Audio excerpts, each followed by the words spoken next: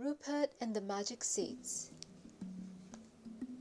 One April day, the network postman brought a parcel to Rupert's door. It was from an aunt and an uncle who lived in a far-off land across the sea. "These are supposed to be our Christmas presents," said Mr. Bear. "But everything's late this year." He sighed as he looked out of the window at the wintry garden. "It's April already, and there's no sign of spring. Yet it still feels like winter." But Rupert was more interested in the parcel than in the garden. Inside the parcel were some packets of flower seeds for Mr. Bear, a necklace made of dried seeds for Mrs. Bear, and a brightly painted wooden object shaped like an Easter egg for Rupert. A letter wished everyone a happy Christmas and explained that Rupert's present was a musical rattle. Rupert shook it. It made a soft, dry, rattling noise. "I can use this in the school orchestra," he said. Next day, Rupert noticed that the plug on the end of the rattle was loose. He started to push it back into place, but then decided to see what made the rattling sound. He took the plug out and peered into the little hole, but it was too dark to see anything. Holding it up over his head, he tilted it to get a better view. Two little seeds dropped out, and before he could stop himself, Rupert swallowed them. Rupert ran straight to his mummy and asked her to fetch the doctor.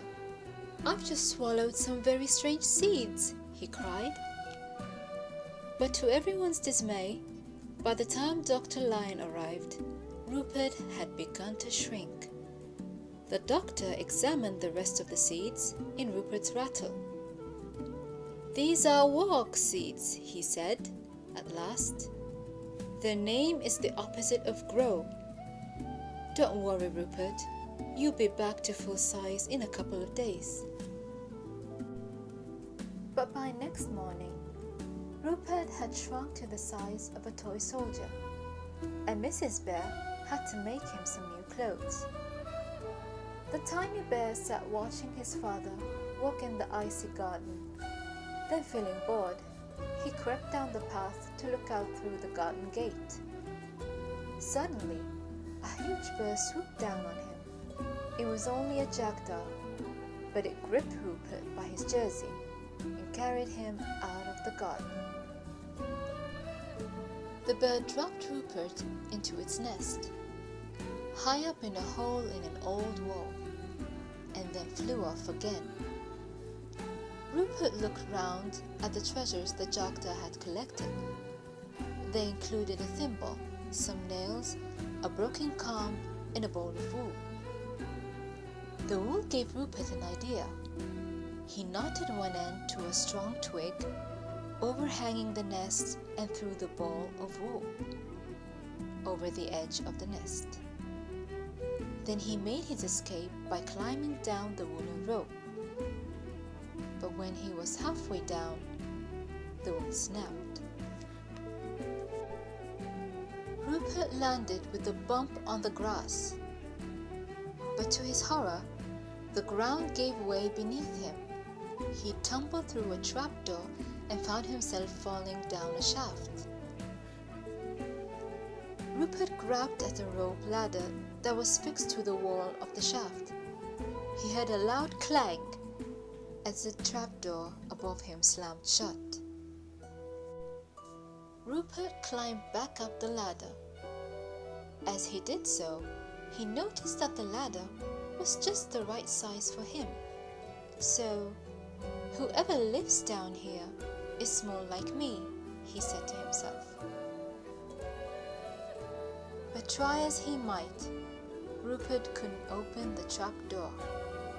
It was shut tight. Below him, he could see a glowing light. There was nothing for it but to climb down and explore. At the bottom of the shaft, Rupert found a brightly lit passage. At the end of the passage, there was a small wooden door. Now, although Rupert wanted to find a way out of the underground cave, he was curious to know what lay behind the door. There might be someone there who could help him. He listened at the door and wondered whether to go in. Something on the other side of the door was making a strange noise. It sounded like a sigh, followed by a snorty kind of rumble. Sigh, snort, rumble.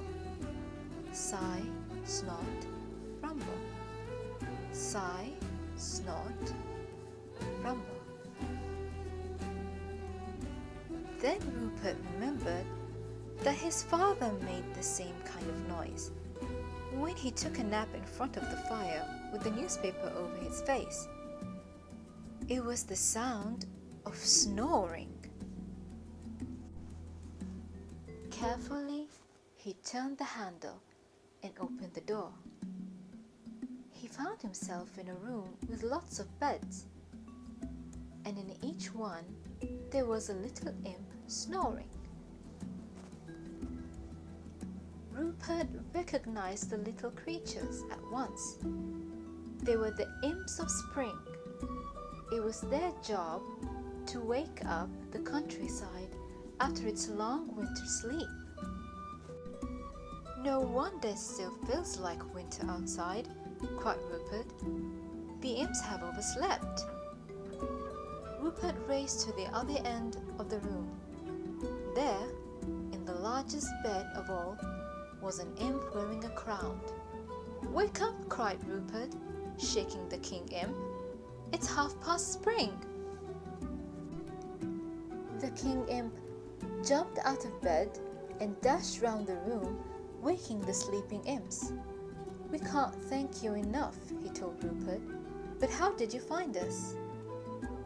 Rupert told the imps about the walk seeds and how the jackdaw had carried him off. "Don't worry, Rupert," said the king imp. "We'll take you back to Knotwood."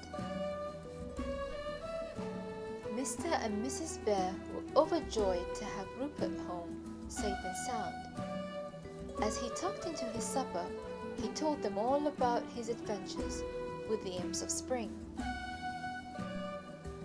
The next day, Rupert was back to his normal size again.